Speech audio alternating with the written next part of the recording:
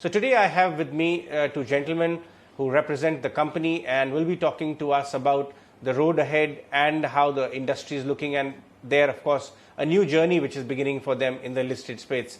I'm talking about Vinay, who's actually the CEO of Angel Broking, and Mr. Thakkar, the promoter. Vinay, let me start with you first. Thanks a lot, both of you gentlemen, talking to us today on the channel. Congratulations, you're hitting D Street. Vinay, let me start with you. Just for the benefit of our viewers, what exactly is the plan for fundraising? How much are you looking forward to raising from the market, and where exactly will the money be going? We are planning to raise 600 crores, 300 would be primary and 300 would be offer for sale. And this capital will be utilized for working capital requirement. Right. Mr. Thakkar, the retail activity in the stock market continues to remain strong and also at an elevated level. What is the kind of growth you expect for business going forward? Akshay.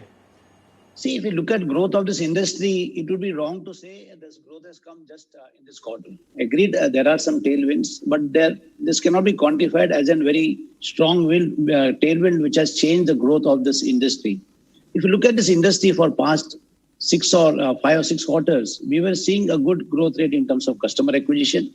So I believe that this growth rate, what we are seeing, it is not dependent on lockdown or on COVID. It is just a structural story which is playing out. It is because of inflation in control, because of lots of macro economic parameters.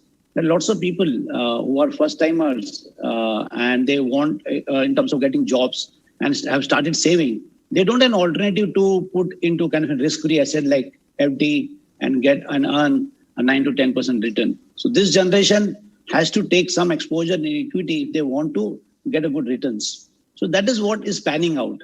India is young. So this young millennials, when they get their first job, when they're planning their first saving, they're exploring ways and possibilities to get better returns on their saving.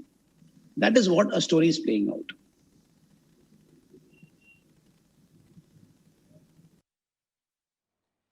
We also understand that new account openings and client additions have been pretty strong.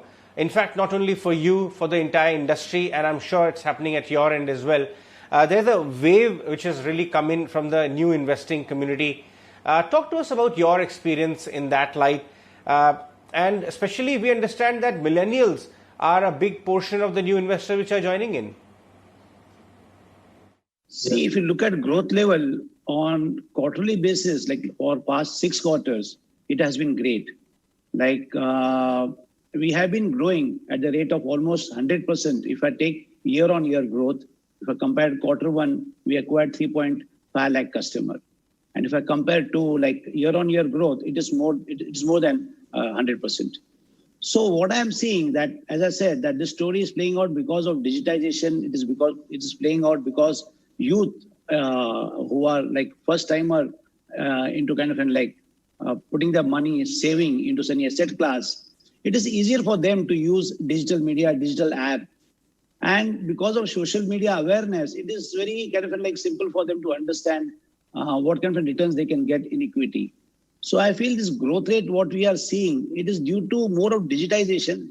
And till Q1, we have seen a good growth. And if I take only June number, it has been far better than an average of first quarter.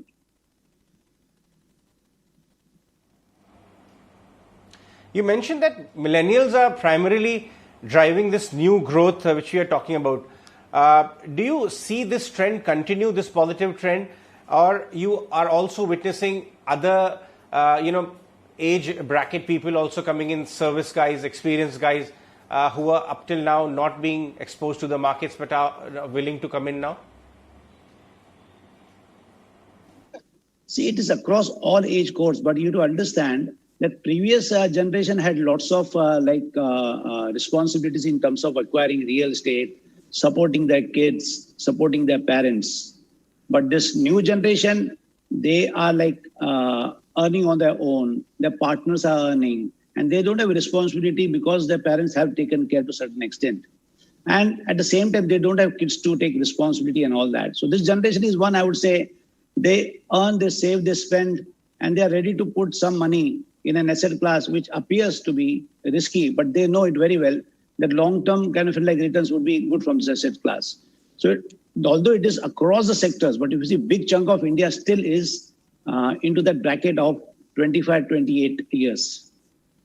So they are the one who are driving this growth. Well, being an established player in the industry, one of the strongest players in the industry, how are you really looking at the competitive landscape? We understand because of adoption of technology and in general buoyancy in the industry, things are becoming tougher. Surely the big players and the key players will strengthen their position. But how are you analyzing this competitive landscape right now and the market share wars also, which are surely happening on ground? See, on market share, Vinay will answer that. Let me give you a brief that what is important is to know user, what they want. And we being into market for past 25 years, we have been understood users' need. Only solutions has to be given, which can change. It can be physical, it can be through technology. But looking at like digital millennial, I think we are able to understand user better and then identify what is the best technological solution we can give to a user to delight him. And that is how we have been able to keep on delighting them for 3 generations. There are lots of customers, 3 generations with us.